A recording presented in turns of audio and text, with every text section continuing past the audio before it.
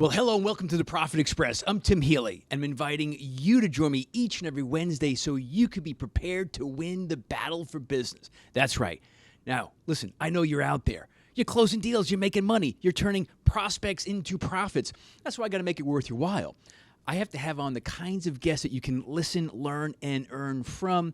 Today's guest is no exception. So, hey, thanks for being on board and sharing some of your time with me today. And of course, I have to thank the supporters of the show, just like Corbett Public Relations, who've been promoting and protecting businesses and brands for over 30 years. So please visit Bill and his team at CorbettPR.com. That's CorbettPR.com. Welcome aboard, everybody. Now, in order to win the battle for business, there is an element that's very critical.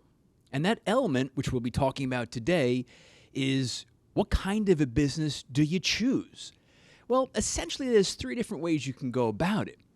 You can start a business from scratch. That's something that I did. That's one option. You can buy an already existing business, or you can invest in a franchise. So those are your three most typical options. Now, today I want to talk about investing in a franchise. Now, it's a topic that I love. I've covered a lot on the show about franchising. And it was actually a recent article in Newsday where I came across today's guest. And he's James Immordino, and he's a local entrepreneur, and he's invested in the fitness franchise called StretchLab. And I read the article, and it's written by Jamie Erslick, who's been a guest on the show a couple of times. I'm sure you've heard of her. And if you haven't, you should follow her. She writes some great articles out there. It's Jamie Erslick, who's a small business columnist for Newsday. So when I read Jamie's article on James Immordino, I really, it was a new concept, StretchLab, in the fitness category in franchising. So I was curious about that. And I reached out to James, wanted to talk to him, see if he wanted to be a guest on the show. And I have to be honest, his approach to, why he got into franchising and how he chose the franchise he did, to me, was very, very interesting, because there are countless options out there for franchising. There's currently in the U.S., there's 750,000 franchise units. It makes up 3% of the country's GDP. In the fitness and gym category within franchises, there's 517 options. So there's never a shortage of options. So choosing the right one is a critical decision for any entrepreneur looking to become a franchisee. So in speaking to James, I really admired and respected how he went about it. He went about it very objectively. He did a very good job of kind of removing the emotion. That's why I want to have him on today, because if you're a small business owner, if you're thinking of possibly getting into investing in your own franchise, James's experience is some experience I really would like to share with you. And very interesting concept, StretchLab. He's going to be talking about that, obviously, how he got into it. So it's a pleasure to have on board the Profit Express local entrepreneur, James Immordino. He is the owner of one of the local Stretch Labs here on Long Island. James, how are you today? Good. How are you doing, Tim? I'm doing real well, thank you. And thanks to Newsday for doing an article on you. It was a great article, by the way.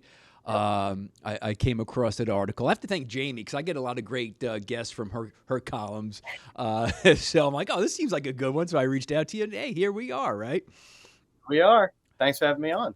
No, my pleasure. So before we get into the nitty-gritty on franchising and StretchLab, give us a little bit about your background and why you decided to get, to become a business owner and then eventually a franchisee. Sure. So my background, I was a consultant for about a decade. Got an undergrad in business, focusing on finance. Later, towards the end of consulting, got Right. an MBA in strategy and marketing.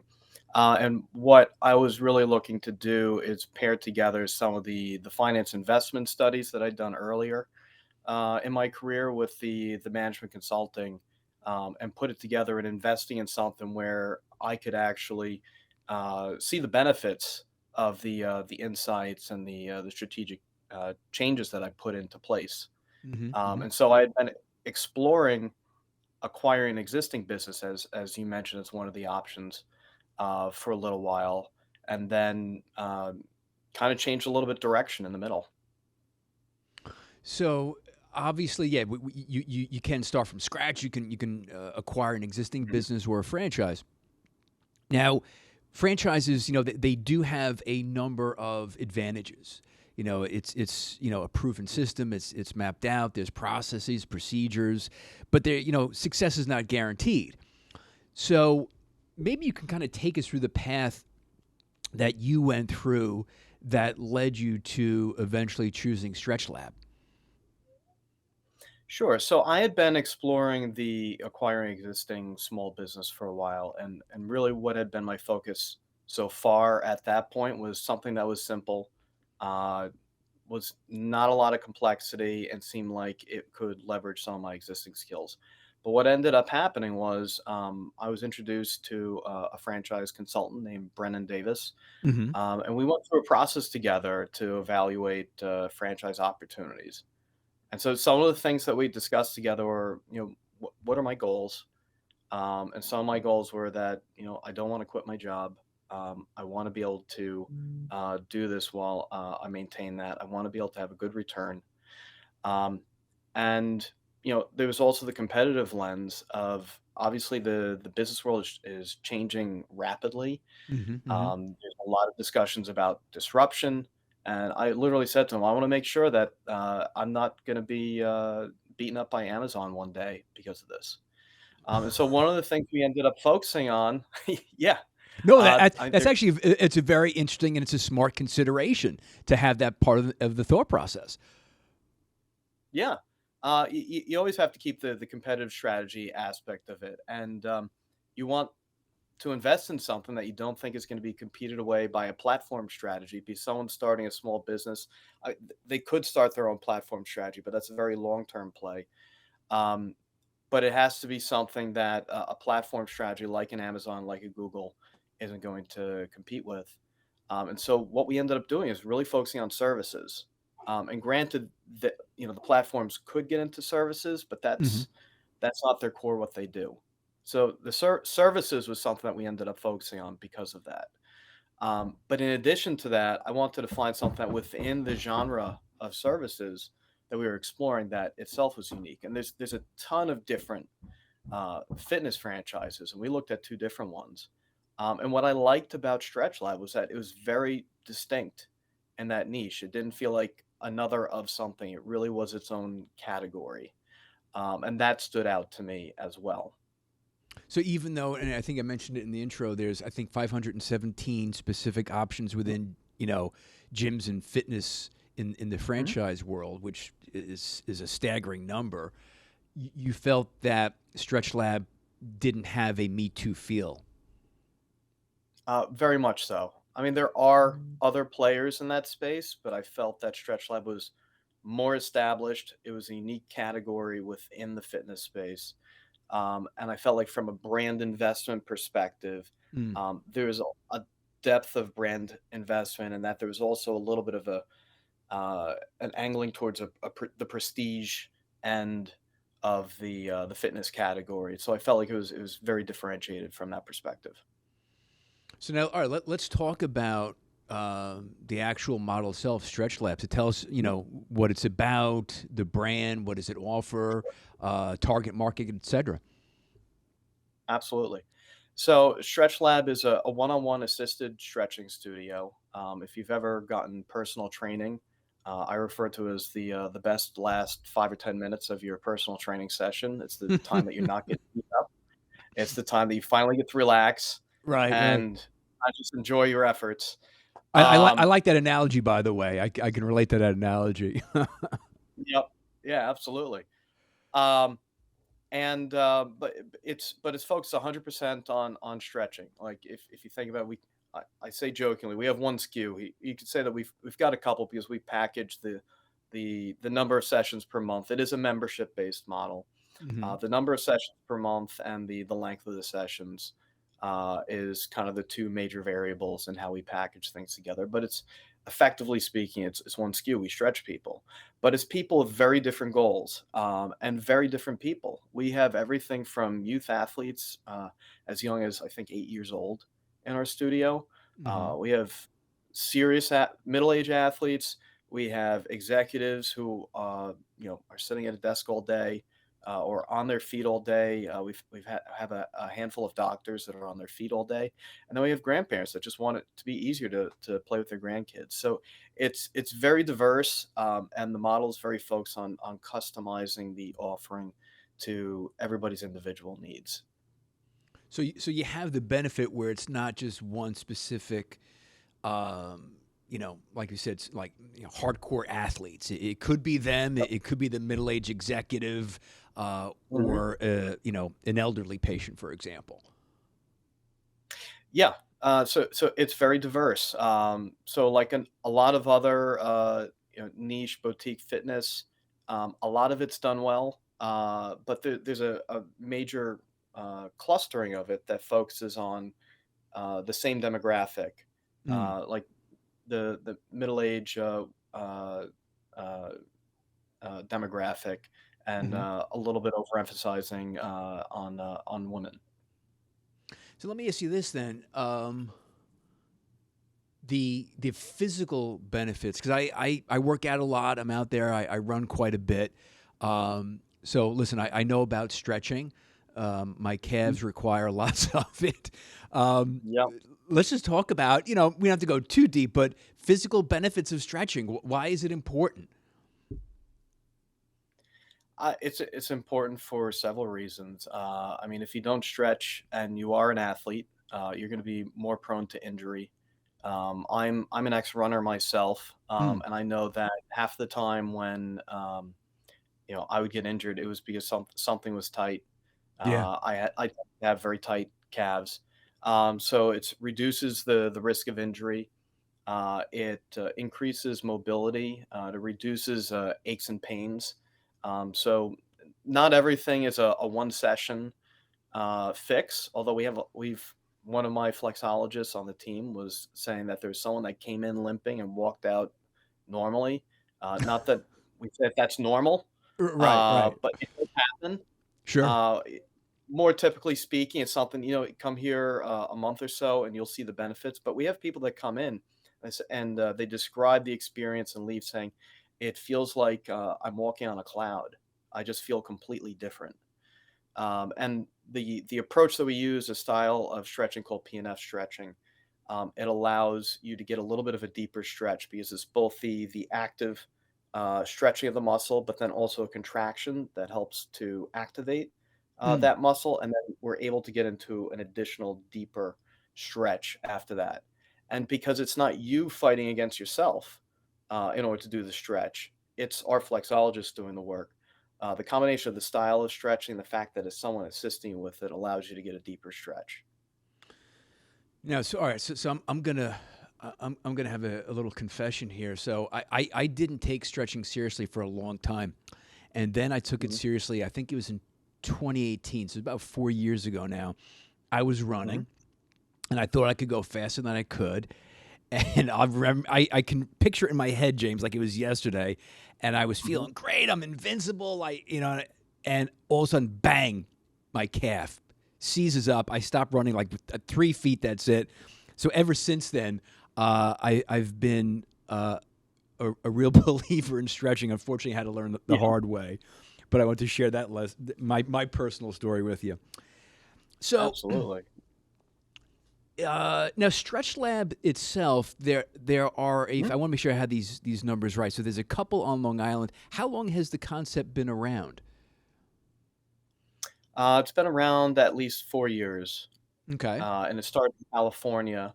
It originally started in a context of physical therapy, but it's not physical therapy. But sometimes we use the analogy that it's like the gym version of physical therapy, Okay. because we tend to hire more, personal trainers, athletic trainers. We hire diverse people. So we just hired our first dancer that has a bachelor's degree that includes some physiology studies. We've hired a yoga instructor recently, but a lot of them are from that personal training background, but it started in that context uh, of physical therapy, and then it Hmm. Hmm. evolved and was developed in California as an expanded. Now actually has in the last, I believe it was a month, the 200th studio opening in the country. Okay, so it's certainly gaining some nice traction with Yeah. a number like 200. Excellent. Um, Yeah. which is also interesting because again, you're a service, so you're relying on people to provide the service, which in business we know Yeah. can be a challenge. But what you said that caught my attention, which I found interesting, is you have one person who is a dancer and one person who is a yoga instructor. So it looks like you can kind of pull from a diverse group of potential flexologists, if I'm getting that right. We can. There is a certain core they need to have. There's a list of what kinds of certifications they need to have in place, and there does need to be a foundation Sure. that's sufficient to build on top of it. But that's where the value of the franchisor comes in, because they add an additional layer of 80 hours of training on top of that, and they have a curriculum that they take everybody through.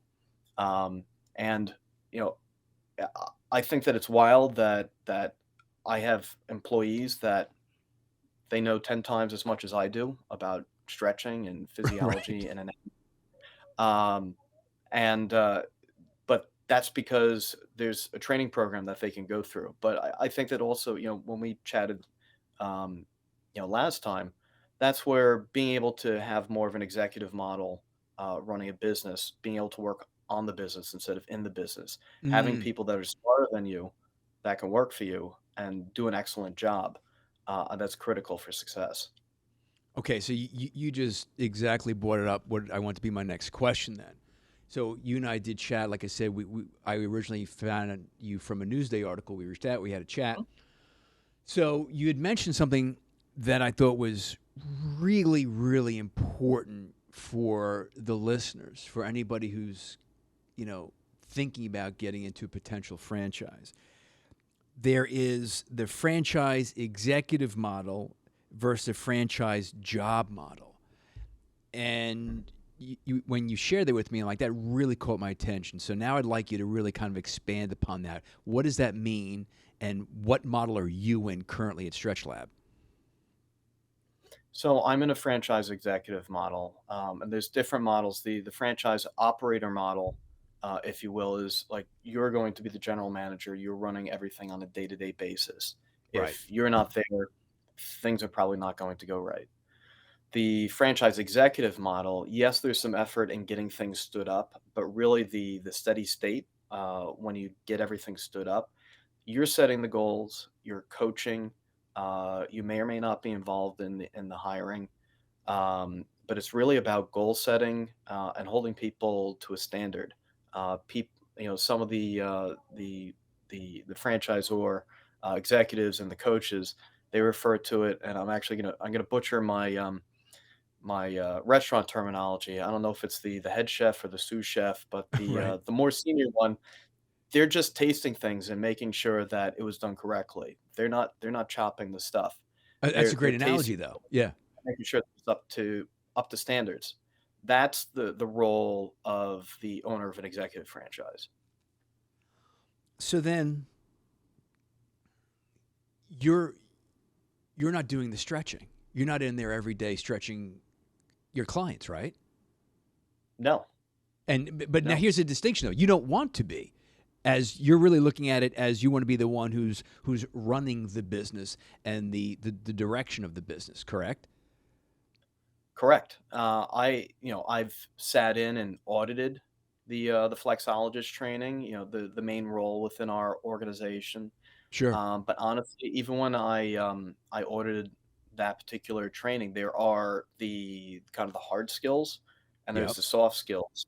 Honestly, what I was paying more attention to is the soft skills, making sure that people felt like they were getting the right experience, that the interpersonal plays between our front desk sales staff and the Right. flexologists, that was going effectively. But whether they're stretching the team correctly, I'm hiring people to be experts. I can't be the expert of that. So then, you know, when we first started our conversation today, I said, hey, tell us about your background. Um, what's the one trait that you have, from your professional background that you would say is most important in running this franchise? Yeah, it's a great question, and I think that one of the other questions, I don't know if you're planning on asking it later, is, related to that is, who should or should not get into franchising or owning a business? Because, I Mm-hmm. have had formal training, related to business, but if a franchise brings a lot to the table, they bring a recipe, and if you can follow a recipe, you don't necessarily need to be an expert in finance or an expert in marketing. They teach you and give building blocks about that. The only thing that they can coach you, they can't teach you, is how to lead and manage people. Mm. Um, if you don't know how to manage people, you're going to struggle running a business. And um, people joke that about a job, um, that and I wish that so and so up there would listen to what I have to say because I think my opinions or whatever. People might say that. The same thing goes when you're the person up there. It's the people that that work for you. They won't Right. necessarily listen to you either unless you know how to influence and how to manage people. Right. It goes both ways.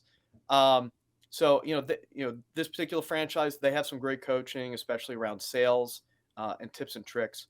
But if you can't figure out how to motivate a team, um, how to make sure that if someone hasn't achieved their goals, that you can put into place a plan of action, um, then it's going to be difficult. Mm. Mm-hmm. And honestly, the thing that I'm the most satisfied about this is when people come in and they say, "Man, you have an amazing team over there. They're some of the friendliest, nicest bunch of people Mm. that I've met." That's what gives me some of the most satisfaction. That some of my employees will tell me about some of the difficult things that they're dealing with, and I I asked one of them recently. I hope that coming here doesn't add to the stress of these things. It's like, no, this is where I feel like I can finally relax. Hearing that Wow. is some of the most satisfying aspect of this for me. So is it your ability to manage that you're really relying on most at this point? I'd say yes, and also the ability to identify good people to be on the team, and um, I very much believe in the wisdom of crowds. So when we were hiring our general manager, I had my wife involved in that. She's Mm. uh, sh- a better judge of people than I am, and yeah, I believe in the wisdom of crowds, and we got a great general manager. I rely on her heavily, and I ask her feedback about every candidate. And sometimes there's things that she picks up on that I don't pick up on, and I deeply value her perspective on that. And then we've also tapped into the flexologist team, like yes or no. Like, I think that this person will be able to interact with clients. I don't think that this person will be able to interact with clients. Um, ha- I think that being able to select the talent or having people on your team that are good at selecting the talent and then trusting them, that's critical as well. So what makes so you have a general manager, you have flexologists, of course. Mhm. Um, what makes for a great flexologist for StretchLab for you? One of the things that we focus on in the interview, I mean, they have to have the base credentials in place, but Sure. one of the things that we focus on in the interview is the interpersonal aspect. And one of the Mm. things that I try to ask every single interview is Uh, tell me about a time where you experienced conflict, whether it's with a peer, with a client, with a boss. Tell me about some of the strategies that you used in that Mm. context. Mm-hmm. And I don't ask that because I'm expecting lots of angry clients. We have wonderful clients, but it gives you a sense of what is the the EQ. Uh, yeah, I got the Emotional right one. Not emotional quotient. EQ. Yeah, yeah. Yeah, what's the EQ, of this person? And, that just gives a little bit of a sense of how are they gonna interact, um, with your clients. And so that I consider that one of the most important questions that we ask, like even more so than tell me about your how do you stretch people. We actually don't even really ask that. We do have them come in and have someone watch them stretch one of our employees. Sure. But that's like the last round. That's after they've passed all the interpersonal. The interpersonal is the critical part. Well, listen, if you ever need somebody to help an interview process, if you need a dummy body to get stretched out, you just let me know. I'll certainly Sounds oblige. good. So, all right. So Mhm. obviously they have to have the credentials, of course. So once they've met that, it's really because it's a personal service. There's a level of now intimate is not the right word, but it's a very personalized service. So it's really their ability to relate with and make the customer feel comfortable, which is critical. Absolutely. Yeah. Yep. Yeah. So let me go back to the franchise process where you were investigating. So you work with a consultant who help you identify potentials. Um, so you obviously chose StretchLab for a lot of the reasons we've already been talking about. How did you know that a franchise wasn't right for you? So my process of elimination was a couple things. Mm-hmm. One was for me, it also had to resonate or at least not feel like it went against my values. Um, Okay. Another thing that I thought about was, of the mega trends that I'm aware of, is this aligned with those or aligned against those?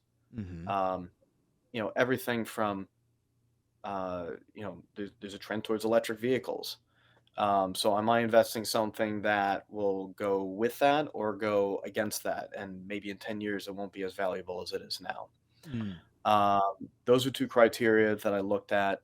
And then also I modeled them out. I put together financial models, trying to think about what could the return look like. Um, and two things that are really important to me were one, uh, I don't want to lose my house. So I need to not absolutely crash and burn. So I want to know what's the break even. And granted, nothing's guaranteed. Um, but do I feel like the break even is something that seems reasonable to me that I Sure. feel is very achievable? Um, Obviously, I want to be hyper successful, and we've been more successful than I even expected. But I needed to know at a baseline. I've calculated a break even, and I feel very confident that this is achievable. So, in addition to the model, I also did drive-bys with some of the existing locations. I counted customers. I tried to Mm-hmm. estimate what is the membership base here. Does it seem like it's work? Maybe it works in the Midwest or California. It doesn't work in New York. New York's a different market from other places. I also, when I was in the later stages, I was fairly sure I was going to pick StretchLab, but I wanted to sanity check with some of my cost estimates.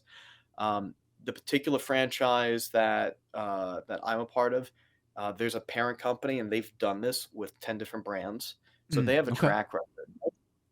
That was not necessarily what I was looking for, but I did appreciate that. So knowing that there's a track record, talking to people who have done financing a franchise in the space, Mm. and talk about, I've not seen someone have to sell this because they completely crashed and burned, and I've done dozens of these, and I've also worked with their other brands. Um, that added some confidence. I also spoke to a franchisor from like a sister brand, and Mm. said, there's an FDD, and for those that don't know, I think it's franchise disclosure document or something like that. Right. But Yep. basically, it's Yep. a legal document that every franchisor has to provide in every state, and it provides some estimates around costs and revenues, and uh, they probably wouldn't call it estimates, but there's a range of averages Sure. of I wanted to sanity check, is this real?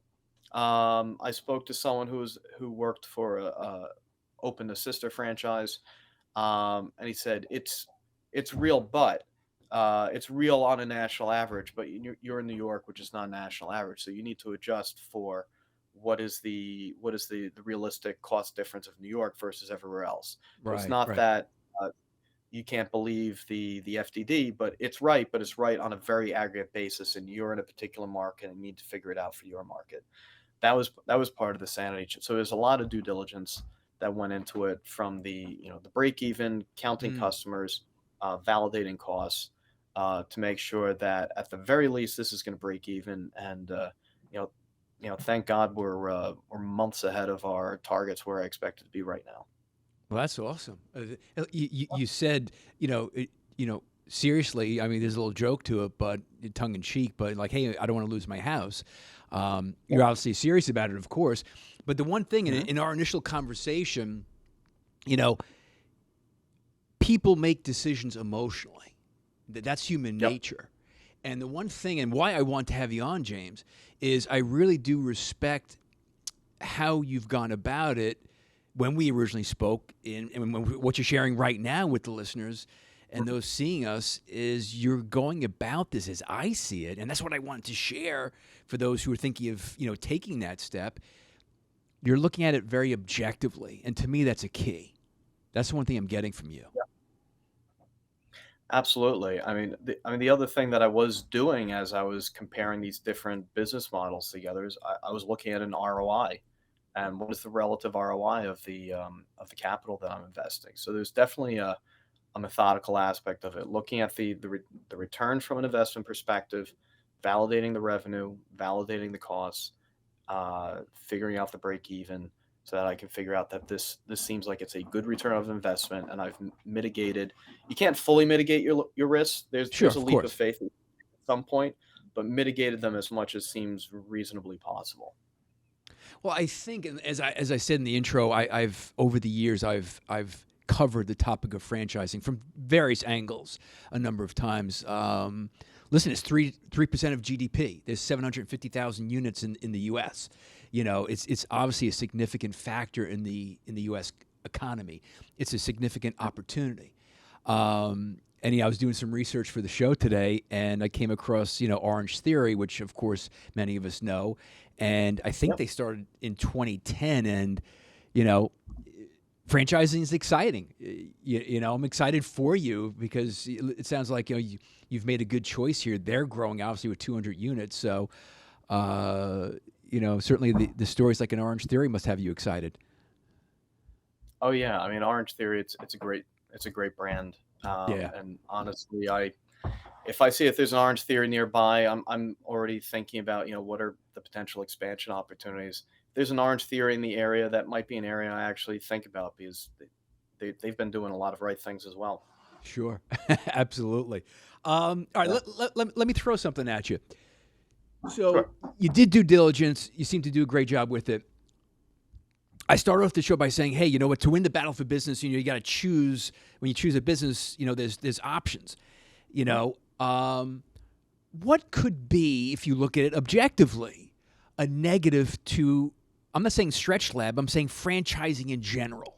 Do you see a negative to that? I mean, the reason that I hadn't originally gone into franchising is, you are paying fees as part of it. You are paying Sure. royalties to the franchisor, but it's that trade off of what is the value that you think that you get for that. And as I've gotten into it, I've thought about it as like, this is like I'm getting. It's not quite free consulting. I'm paying the franchise fees, but I am getting consulting from experts, in order to be a part of this. Um, but the thing that I think that was I don't know that it should have been very surprising, especially given everything going on in the economy. You Hmm. hear about the challenges with employment and whatnot. Hiring a team, it's I don't know that I should have been surprised that it's a lot of work, but it's a lot of work. Um, and it wasn't until I asked around, I know some people that have been in the recruiting industry, and I said, "Is it normal for you to get ghosted by people that have scheduled for an interview?" And apparently that's not Yes. as uncommon as I would have thought, and it's Yes. been shockingly common. But I'm glad that they've filtered themselves out. It's so funny you say that because again, with the clients that I work with, on the sales side, not flexologists, but Yeah, recruiting is that your biggest challenge right now? Is getting the bodies, getting the people? It's been probably top three. Top three. Okay. Yeah, which is not a shock because I mean it's not just you though. It's across all industries. You know, I focus in the Yeah. world of sales, and it's funny you say ghosting. I was talking to a client last week, and they had an assistant lined up. They went through the references, everything, and they're supposed to show up on July 5th, right after the holiday, and they no-showed, nothing. So Yeah. I smile when you say that because that's definitely a challenge out there in business today. Yes, indeed. One last quick question Sure. before I let you go. And again, great conversation. I really admire your approach to franchising. Uh, do you have a mentor, somebody that you look up to as you've gone through this journey so far? Um, I'd say yes, uh, but I wouldn't necessarily say mentor singularly. Okay. I would not be where I am if it wasn't for several mentors throughout my career. I had several mentors in consulting that Hmm. taught me a ton. Um, and then there's people in my circle more recently that I've met who are entrepreneurs, and I think that just observing how they've been very successful with entrepreneurship. There's a gentleman that I met through church who owns a number of local pharmacies. He used to be a consultant, and then he's bought pharmacies. He was one of the ones that Mm. encouraged me in this. One of our family friends that our kids played together, uh, they actually own pharmacies as well, and have expanded into other businesses. But then, I've also had great consultants, great mentors from consulting. I don't think that anybody gets where they are on their own. So So definitely having mentors was an important part of the journey. mentors as in plural, which and not just mentors from today, but mentors from the past, kind of making up that experience. Excellent. Okay. Awesome. Well, James, it's been a great conversation again. James Immordino, he is one of the owners of StretchLab here on Long Island. People can find out more about your location. You're located, for the folks here on Long Island, is it the East Northport location? Correct. Okay. And finding out more about you and the shop, how can they do that? They can do that on the StretchLab website. I believe it's stretchlab.com/locations/East Northport. Awesome. Well, James, listen, thanks so much for being on board. Great conversation, and I'll be very interested to follow your success and see how quickly it grows. So much success to you and the team at StretchLab. Sounds great. Thank you so much, Tim. My pleasure.